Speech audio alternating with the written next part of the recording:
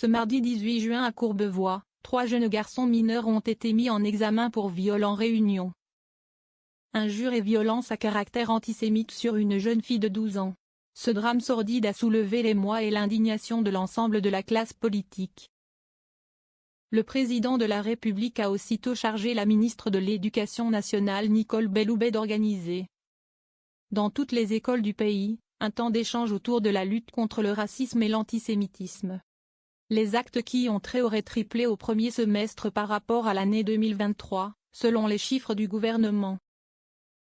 Chaque camp politique tente pour l'heure de démasquer le coupable de cette résurgence de la haine antisémite dans l'espace public. Et la France insoumise apparaît comme une cible privilégiée. Le sénateur Roger Karoutchi impute cette responsabilité aux islamistes politiques et à une France insoumise qui n'arrête pas. On a créé un climat, la France insoumise en ligne de mire. Roger Karoutchi fustige expressément le parti de Jean-Luc Mélenchon, qu'il accuse de vouloir conforter son électorat communautariste en entretenant un climat délétère et en multipliant les commentaires sur les Juifs.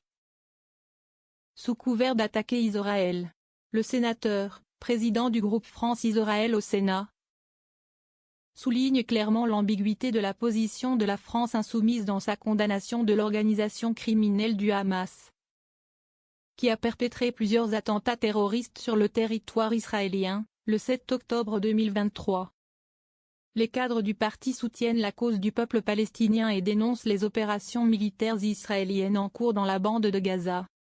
Roger Karoutchi s'inquiète tout particulièrement pour les Français de confession juive qui se sentent très mal en France et qui se demandent ce qu'il se passe.